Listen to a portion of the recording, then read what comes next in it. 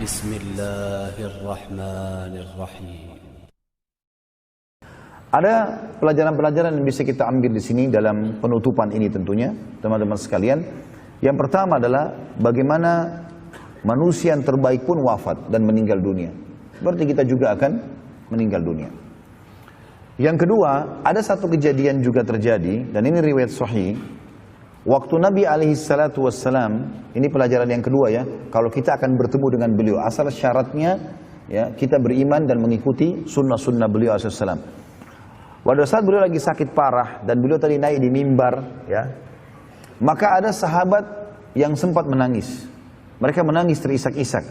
Dan Nabi SAW masuk ke dalam rumahnya dan beliau sempat mendengar suara tangisan sahabat yang sangat besar. Maka beliau pun memaksakan diri keluar yang kedua kali, kemudian beliau naik di atas mimbar dan beliau mengatakan, "Hai manusia."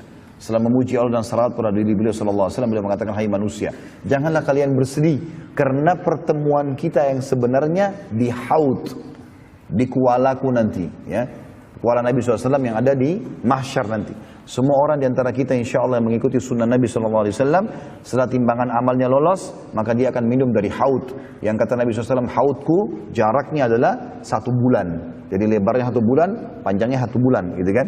Dalam riwayatnya dikatakan seperti antara San'a dan Ailah, ya, 2 kota yang sangat jauh jaraknya, lebih dari 1000 km. Maka itulah hak haud Nabi SAW. Dan beliau mengatakan juga sesungguhnya gelas-gelas minumnya atau canteng-cantengnya itu sejumlah bintang di langit. Siapa yang minum seteguk maka tidak akan haus selamanya. Kata Nabi SAW, "Hai sekalian manusia, jangan kalian bersedih karena perjanjian kita sebenarnya di haud. Ini aku meninggal duluan, kalian juga akan menyusul. Yang penting istiqomah." Ada satu poin penting di sini teman-teman sekalian. Kalau ada di antara kita insya Allah yang sudah hadir di majelis taklim, sudah mulai menerapkan sunnah-sunnah Nabi SAW, maka tahap yang paling penting setelah itu adalah istiqomah. Itu yang paling penting.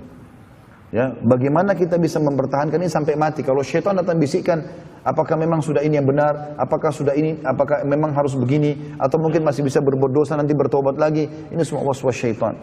Karena sudah ada sunnatullah. Bagaimana para sahabat akhirnya mengikuti sunnah Nabi SAW dan mereka akhirnya menyusul Nabi SAW. Dan wasiat tadi jelas.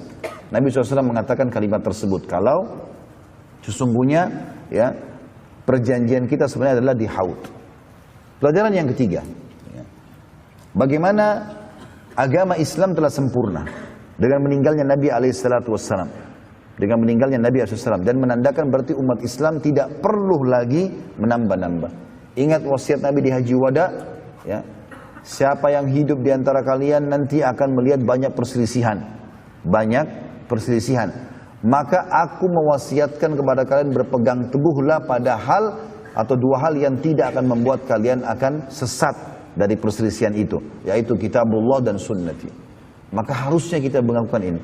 Jaga kemurnian ajaran Al-Quran, kemudian ajaran Nabi SAW. Yang keempat, bahwasanya memang akan ada khalifah-khalifah, ya, penerus-penerus Nabi SAW. Di antara dimulai dari Abu Bakar, Umar, Uthman, Ali, seterusnya. Dan ini seperti kalau kita review tentang perang Khandaq, di mana Nabi SAW waktu menghancurkan sebuah batu, beliau mengatakan, "Allahu Akbar, aku telah diperlihatkan oleh Allah kalau seluruh jazirah Arab, ya, termasuk Yaman, Syam, semuanya di bawah kekuasaan umatku." Artinya akan ada pengganti-pengganti Nabi alaihissalam. Hanya saja yang kita sayangkan sekarang, banyak di antara pemimpin muslimin tidak menjalankan sunnah Nabi SAW. Mereka menganggap remeh masalah itu. Makanya beliau mengatakan akan datang sepeninggalku nanti orang pemimpin-pemimpin yang safih, yang bodoh sekali. Karena mereka tidak pernah mengambil sunnahku dan tidak pernah mengikuti petunjuk-petunjukku. Sejarah sudah mencatat bahwasanya Khulafaur Rasyidin menerapkan sunnah Nabi SAW. Umayyah, Abbasiyah, terus saja mereka menjalankan sampai ke Utsmaniyah. Di masa-masa kejayaan mereka coba menerapkan Al-Quran dan Sunnah, dan akhirnya, atau Islam, akhirnya Allah SWT berikan kejayaan. Dan kapan mereka meninggalkan itu, maka terpuruklah kaum muslimin. Ya. Jadi ini kembali kepada ajaran Nabi SAW. Kemudian yang terakhir teman-teman sekalian, janji Allah benar.